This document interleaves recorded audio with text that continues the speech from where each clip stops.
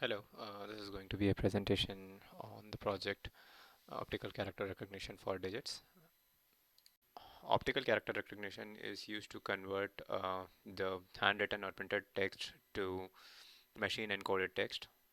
We know that we have a wide variety of machine learning models which can be used for OCR, but in this project I have only considered k nearest neighbors, decision tree, random forest, and logistic regression for as machine learning models.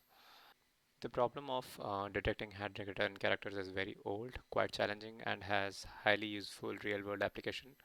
The recognition task is useful in diverse areas like insurance industries, banking systems, healthcare, and online libraries. We know that any bank receives a humongous amount of checks per day or any other kind of handwritten data. It is therefore important that we process the user request as quickly as possible. The OCR problem is quite challenging because there is a high variance in letters written by humans compared to the printed text generated by printers or computers. The style of handwritten characters written by a person varies over time and is highly inconsistent. And some persons even tend to write cursive, which makes the recognition process even tougher. In this project, have tried to solve a small subset of the problem of optical character recognitions, which means that I am only going to solve it for digits. The problem statement is simple yet challenging as the input for our project would be in the form of image data. In the project, I have used highly reliable and available handwritten digit dataset called MNIST. So the MNIST data that I'm using contains 7,000 images with their corresponding labels where each image is the size of 28 by 28 pixels. The MNIST dataset is the subset of a larger NIST dataset where MNIST each image is centered and size normalized. I have chosen MNIST dataset as it contains real-world data and images which are already pre-processed, which decreases the effort required on pre-processing. The given figure shows the plot of some of the images in MNIST dataset. For each model, images were min-max normalized to get pixel values between zero point 0.0 and 1.0. The extended aim of this project is to vary the parameters of each model and try to find interesting insights into the model, discuss the advantages and disadvantages of each model, and compare the models to draw some conclusions on that. Let's now start with the first model. The k nearest neighbor is the simplest classification algorithm. The model stores all the training data and classify the dataset on similarity measures. Here k is the hyperparameter which signifies the number of neighbors to consider for voting. This model is non-parametric, which means that it does not make strong assumptions about mapping function at the training time. Hence, training KNN takes less amount of time as the model just stores all the training data or cases, whereas the testing is slower as it compares the test data with every training data to find the similarity. For training the KNN model, we first initialize the K and the distance metric, and then we store all training data in the memory of the model. Here K is the hyperparameter that will be useful in testing process. That is only K nearest neighbors will be considered to classify the testing example. The distance metric is another hyperparameter that gives the KNN the distance metric to use while comparing two data points. There are distance matrices used with KNN, Minkowski, Manhattan, Euclidean, Hamming, and cosine. For the testing algorithm of the KNN model, we first calculate the distance of the test example with each example of training data according to the distance matrix. Then find the k nearest training data neighbors. And finally, we predict the label as the maximum occurring label of k nearest neighbors of the previous step. The scikit-learn provides the API to use KNN directly. In this project, I'm going to extensively use the libraries of scikit-learn and I did the following experiments to get more insights to the KNN model. Let us first talk about the default scikit-learn KNN model. In this, the default KNN model provided by scikit-learn was used to classify the MNIST images. The default KNN model uses k equal to 5 as the number of neighbors and uses Minkowski as the distance matrix. With this model, I achieved an accuracy of 97.01% on testing data. And figure in this figure, we represent the confusion matrix of the digits. Secondly, we can use PCS preprocessing. PCA stands for Principal Component Analysis, and it is used for dimensionality reduction, as each image in the dataset is represented by 784 pixel values. That means that each instance of the dataset consists of 784 features. Hence, the number of features becomes too large to just recognize the digits. Let's now talk about curse of dimensionality. We know that as our input dimensions decreases, the data required for training the model increases exponentially. Hence, to reduce the dimensionality, I use PCA to increase the model's performance and speed. PCA find eigenvalues and eigenvectors and keep the maximum variance on the input features. In the given figure, we have represented how the image containing digit 9 is being transformed by the PCA. The table gives an accuracy of the KNN models that were trained on various PCA applied images with k equal to 5 and the distance metric as Euclidean. We can see that the accuracy almost remains the same for 38 features even after being reduced from 728 features. Let us now talk about logistic regression. The logistic regression model is based on the idea of a linear regression model. Logistic regression tries to find a non-linear boundary for a binary classification output. In logistic regression, the probability of the class label is predicted instead of finding the class label as the output. Hence, to train the model, I use binary cross entropy loss, which is also called log loss or logistic loss. To find the optimal values of weight vector and bias, there is no closed form compared to the linear regression model. Hence, to find the optimal parameters, logistic regression uses optimization techniques. Let us now talk about the implementation and results for logistic regression. The default scikit-learn model uses 12 generalization to prevent overfitting and uses of one versus one technique of multi-class classification in our case. With this, I achieved an accuracy of 92.13%. And in the given figure, you can see the confusion matrix of the classifier. The next model that we are going to discuss is the decision tree.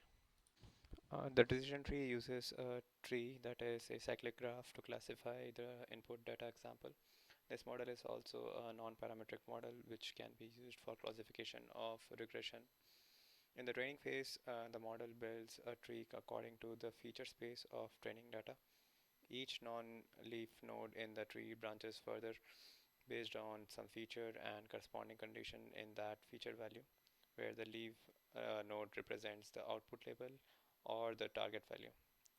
Many algorithms are discovered to find the trees that give minimum loss. In practice, models use approximation algorithms to build the tree, as finding the actual solution is a NP-hard problem. After the tree is built, the new example is classified into a label by following the tree from top to bottom. The scikit-learn provides an API for decision tree model. It gives us a bunch of parameters to tune to maintain the variance and bias trade-off. The different parameters will be explained in different subsections when required. The default model with no parameter tuning gives an accuracy of 87.41%. The tree produced by the model has a depth 58 and contains a total of 8,305 nodes. Let's now talk about grid search to control variance bias trade-off. The tree that has been generated has a large number of nodes and it is too deep. Hence, the model is probably being overfitted on the training data, which means that the model tries to capture the variance in the data to classify the training examples right. Due to this reason, the model is not able to identify the underlying function of the training data. Hence, to decrease this variance of the model, we add bias in the model, which restricts the model in certain ways. If the bias is too much, that also is not good for the model. Then the model will start predicting the bias output and does not take variance into account. Hence, there is always a trade-off between variance and bias. To find the right set of parameters, grid search technique was used. I did the grid search on two parameters of the model, max depth and min sample split. The max depth controls the maximum depth of the tree generated, and the min sample split gives a lower limit on the minimum number of training samples needed to further branch the non-leaf node. The max depth was given the value as 10, 15, 20, 25, whereas the min sample split was given as 4, 6, 8, and 10. The optimal model was found when max depth was equal to 15 and the min sample split was equal to 4. But the optimal model gave an accuracy of 87.97%, which is almost similar to the default model. Uh, the last model that I am considering is the random forest. So the random forest is the ensemble of decision trees based on bagging, which is bootstrap aggregation. In this, several decision trees with different parameters and properties are trained simultaneously on the subset of data with displacement. This lowers the variance compared to the single decision tree model, which reduces the overfitting tendency of the model. Random forest uses the statistical mode for classification task, whereas it uses average for regression task. The different decision trees use a random subset of feature space to split the branch further. This results in a better model due to more diversity among the different decision trees. Now to the implementation and results of random forest. The default random forest model provided by the scikit-learn proves an accuracy of 95.19%. The grid search was performed on an estimator and max depth. The max depth parameter is same as before. The n estimator parameter is the number of trees in the random forest. All those trees will be trained on the subset of data. For grid search, n's estimator was a given set of values 75, 100, 125, 150, whereas the max depth took values 6, 8, 10, 12, and 14. Optimal models was found with n estimators as 150 and max depth as 14 with an accuracy of 96.28%. Using the experimental results, we can compare the different models. We can see that KNN gives the highest accuracy of 97.01%, followed by Random Forest, which has an accuracy of 96.28%. The tree is giving the lowest accuracy of 87.97%. We can now discuss the advantages and disadvantages of the models. We can see that KNN and decision trees are non-parameterized models. KNN is the slowest to classify the text example, and the decision tree and random forest take the least time for classification. We can also see that the decision trees quickly get overfitted, that is, they tend to fit variance of the training data. We can also see that the decision trees and KNN are very easy to train as they are non-parameterized models.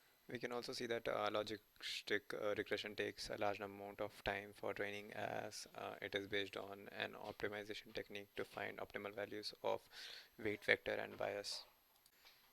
Through the experiments, we can conclude that KNN is the best model to do optical character recognition for digits. But it is also worth noticing that the high time taken to predict the label for test images is also high on KNN. We have also performed dimensionality reduction using PCA. KNN on PCA applied images is also giving around 95% accuracy.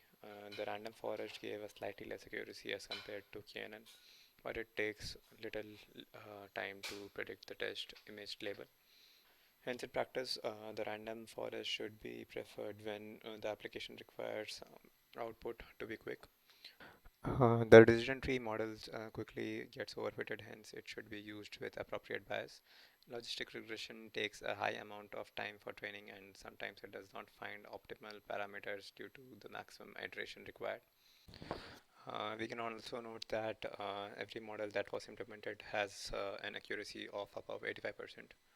For future work, I will try to explore another large bag of models, that is neural networks, especially convolutional neural networks. But neural networks also take a large amount of time in training, and sometimes they get stuck in local minima.